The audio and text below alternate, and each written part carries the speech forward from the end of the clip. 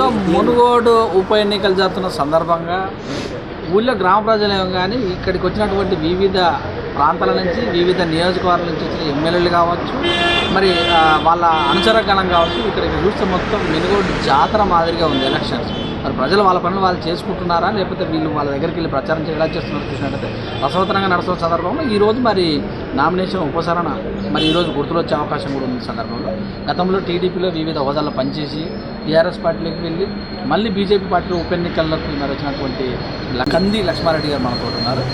మరి ప్రస్తుతము కాంగ్రెస్ పార్టీలో ఎమ్మెల్యే గెలిచి రిజైన్ చేసి బీజేపీకి వచ్చినటువంటి రాజగోపాల్ రెడ్డిని మరి కోవట్ బ్రదర్స్ అని టీఆర్ఎస్ పార్టీ విమర్శిస్తారు. అలాగనే కాకుండా కేవలం కాంట్రాక్టు కోసమే బీజేపీలోకి వెళ్ళారు, ఆయనకి ఎందుకు ఓటు వేయాలన్న సందర్భంలో వారితో మాట్లాడితే ప్రయత్నం. లక్ష్మారెడ్డి గారు చెప్పండి. సో మీరు కూడా టీఆర్ఎస్ మనటి వరకు మరి ఇప్పుడు ఎందుకు రావాల్సి వచ్చింది? మీరు డబ్బుల కంపెనీ పోయారా? మరి అదేం లేదు, మేము టీఆర్ఎస్లో ఉన్నప్పుడు కూడా రాజగోపాల్ రెడ్డి గారు ఈ మునుగోడు నియోజకవర్గము అభివృద్ధి కొరకు చాలాసార్లు అసెంబ్లీలో లేవనెత్తినతో పాటు ఎన్నోసార్లు ప్రగతి భవన్ పోయినా క్యాంప్ ఆఫీస్ పోయినా ఆయనకు అపార్ట్మెంట్ ఇవ్వలేదు.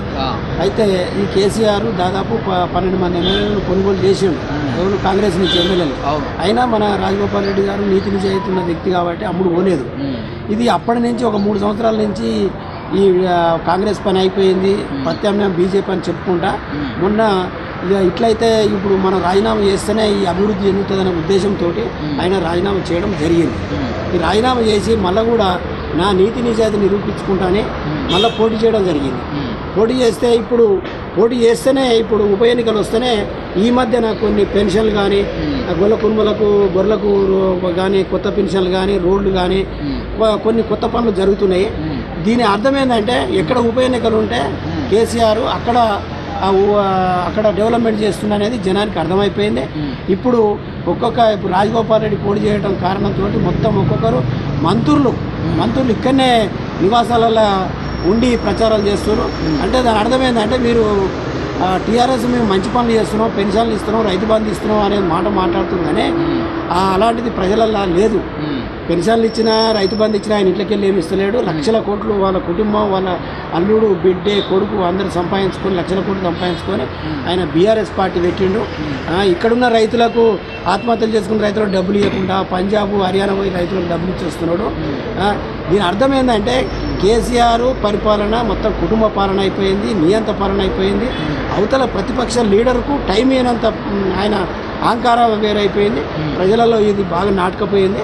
ఇక్కడ ఇప్పుడు రాజగోపాల్ రెడ్డి ఏదైతే పోటీ చేస్తుండో దాదాపు గెలుపు బాటలో ఉన్నాడు.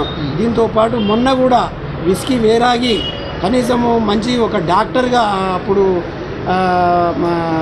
సకల జముల సమ్మె అప్పుడు కూడా గోరరాజ గౌడ్ డాక్టర్ అసోసియేషన్లో బాగా కష్టపడ్డాడు. అతను కూడా అపాయింట్మెంట్ ఇవ్వకుండా ఆయనకు మునుగోడుల గతంలో ఎంపిక చేస్తే కూడా ఆయనకు గౌరవం ఇవ్వకుండా మీటింగ్లో విలువకుండా చేసిన ఆయన కూడా విస్కీ వేరాగి కూడా మొన్న పాటలు చేరుతున్నది వచ్చింది. ఇక టీఆర్ఎస్ పని అయిపోయింది. ప్రజలు కూడా టీఆర్ఎస్ నమ్మే పరిస్థితి లేరని మేము తెలియజేస్తా ఉన్నాం. సో మొత్తం మీద చూస్తే మరి రాజగోపాల్ రెడ్డి 3-4 సంవత్సరాల్లో ఒక ఊరు కూడా తిరగలేదు, ప్రజలు తిరగబడతారంటున్నారు.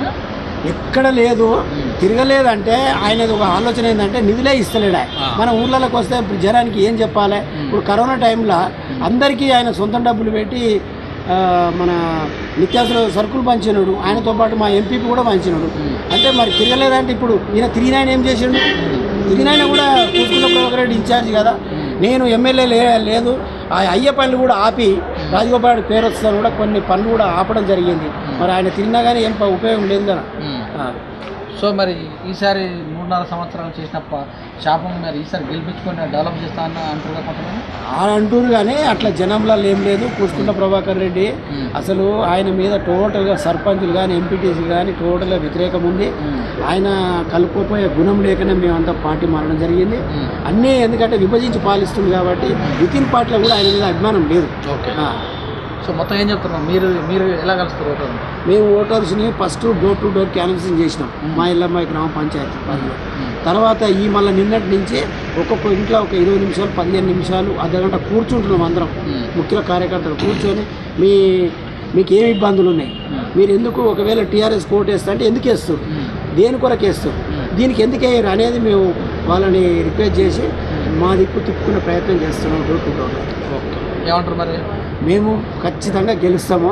రాజగోపాల్ రెడ్డి ఏంటంటే చిన్న బీదలు ఎవరైనా హాస్పిటల్లో పడ్డా ఆరోగ్య సమస్యతో పడ్డా వాళ్ళని 5 లక్షలు 10 లక్షలు కానీ ఆయన ఖర్చు పెట్టి కొంతమందిని చాలామంది ప్రాణాలు కాపాడిన వ్యక్తి కాబట్టి కొద్దిగా గుణగణాలు మంచివి కాబట్టి ఆయన సొంత డబ్బులతోనే పెడతాడు తప్ప ఆయన ఎలాంటి ఇక్కడ రియల్ ఎస్టేట్ వ్యాపారాలు కానీ ఏది లేదు. ఆయన చేసుకుంటే కాంట్రాక్ట్ చేసుకుంటున్నా కాబట్టి ఆయన మీద మంచి గౌరవం ఉంది జనానికి. సో ఓట్లు కూడా అలాగనే కొంత 20,000 30,000 ఏది లేదు, వీళ్ళు కావాలని బదనాలు చేస్తారు తప్ప ఇప్పుడు వాళ్ళు కొంటారు డబ్బు సంచులతోటి మందులతోటి మీకు వార్తలు వస్తూనే ఉన్నాయి. మొన్న మల్లారెడ్డి ఏముంది కార్యకర్తలు కూర్చోబెట్టుకొని మందు ఆపించుకుంటే తాగితే తప్పేముంది అని అక్కడ నిన్న ఆరగూడెంలో పెద్ద అల్లరి జరుగుతుంది.